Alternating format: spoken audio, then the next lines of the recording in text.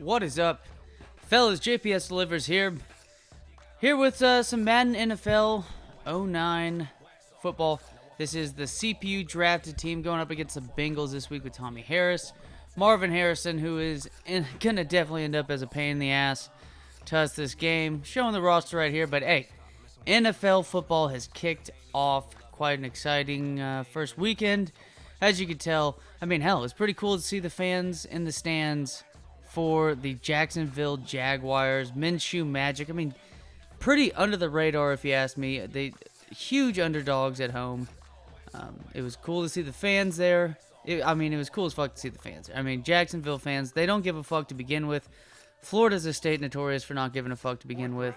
So we can't help but to love them to an extent and see, what was it, 25% capacity or something like that. Didn't seem like too much, to be honest, with a nice little pass right there to Deshaun Jackson. Again, it's the CPU drafted team with Jason Campbell and company. Trying to throw it out to Jackson. Try to dive, but nothing's going to happen. But Jaguars, I mean, under the radar performance, y'all. I mean, and here we go.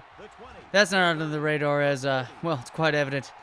Terrible. Still trying to get used to this defense with this 3-4 defense that Mangini had at the time as the head coach.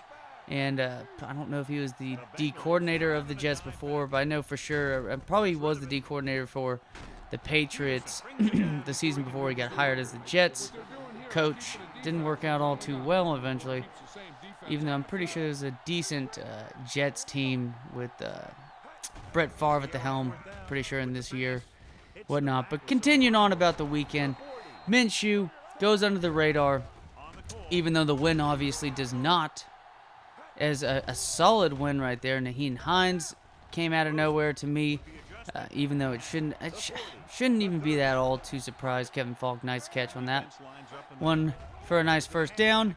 And then a beautiful pass to Mr. Martin to the corner of the end zone, tying this game up. I mean, giving up big plays and having a solid drive down the field. Jason Campbell, beautiful, beautiful dime.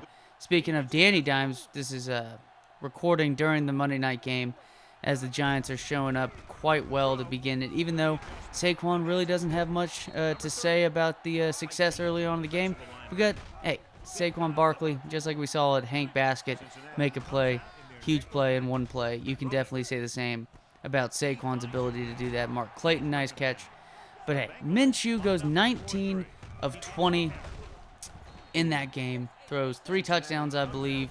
One to DJ Chark, one to the rookie with the cool-ass name, Shalaton or Shalant. I don't know how to pronounce the name. I'm sure quite a few of y'all know how to. But an exciting first weekend. Not objectively, but more so to do with the fact that football is back.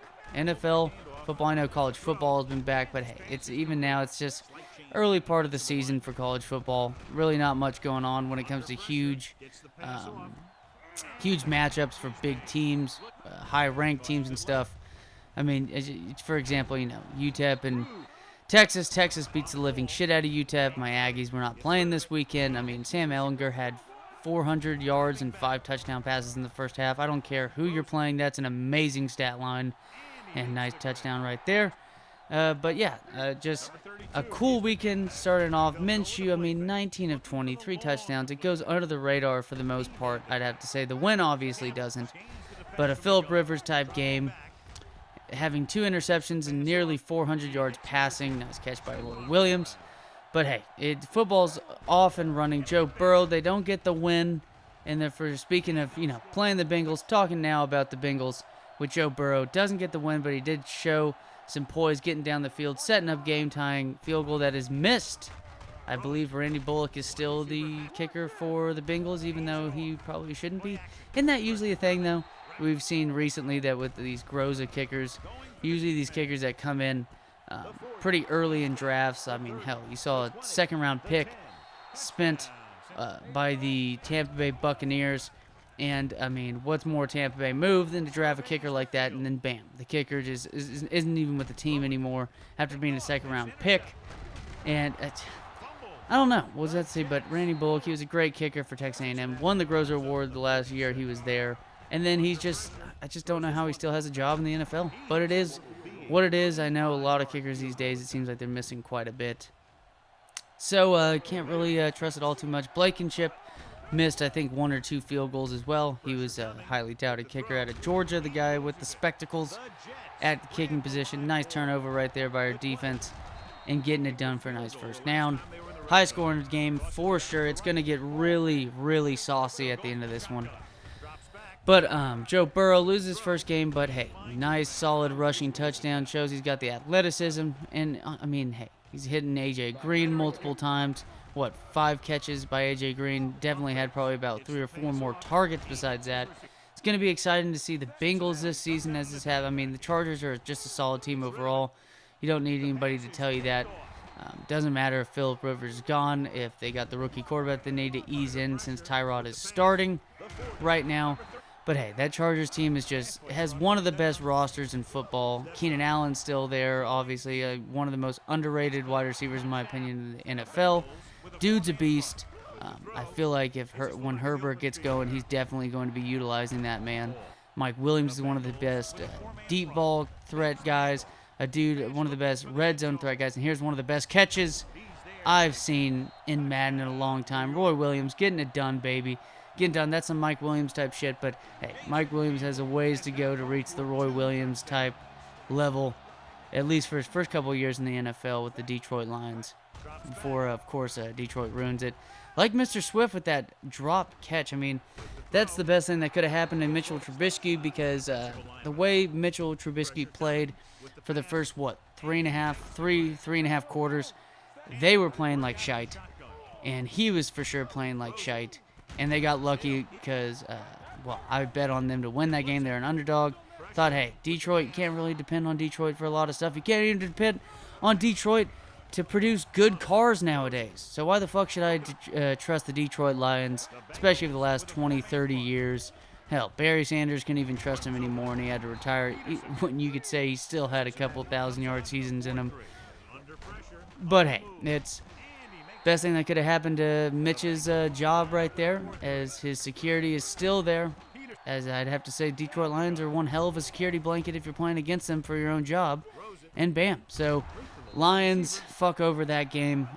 They fucked it over to begin with to allow the comeback, and they fucked it over. I mean, DeAndre Swift, I believe, is his name. Definitely Swift is his last name. But he was not very swift on that last play, and it really was the best opportunity for them to win the game, and he drops it in the end zone.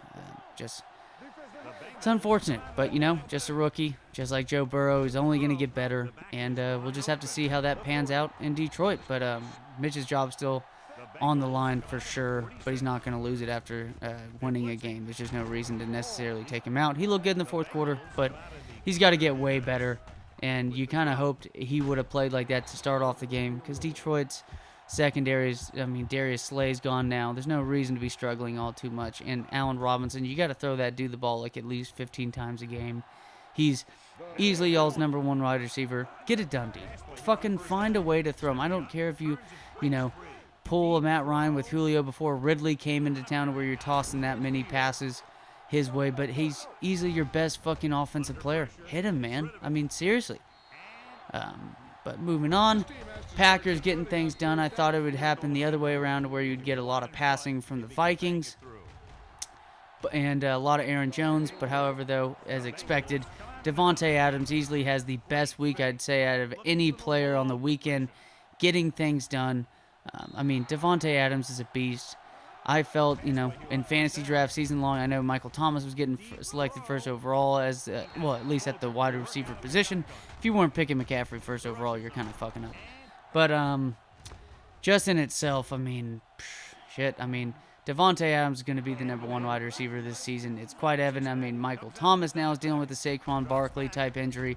I'm looking forward to the rest of the season and seeing if Davante Adams could break the record for most targets and break the record for most catches in a season that was just set by Michael Thomas. Looking forward to it. Packers get the win. And then I think what's another game to talk about? Hey, the Cardinals get a win against the 49ers. Even with the wildfires surrounding the entire city. Able to play a game. Didn't even look that smoky whatsoever. At least for the season. I know the stadium's, south of town still. So I think it's mainly north of town, north of the Golden Gate Bridge and whatnot. where everything's going down, which is, really the driest part of Northern California. You get past Oakland, north of the Bay, and that's where you're going to get most of your dry climate. That's going to lead to a tits ton of wildfires. But Cardinals pull out a win. DeAndre Hopkins gets peppered with passes. Hey, man, people were talking about, he's not going to get past the ball nearly as much as, in Houston. Technically, percentage-wise, no. But when the sheer number, with that offense air raid, he's going to get the numbers anyways just because the passes are going to go up. It doesn't matter, right? It's like the rule of ratios. He might have a higher ratio of targets with Houston, but if you're passing the ball, doesn't matter if your ratio went down, if more passing attempts, you're going to have a bigger sample size, and it's going to make it easier for you to make catches. But hopefully y'all enjoyed the video. I'll get one NCAA coming up soon. Later, fellas.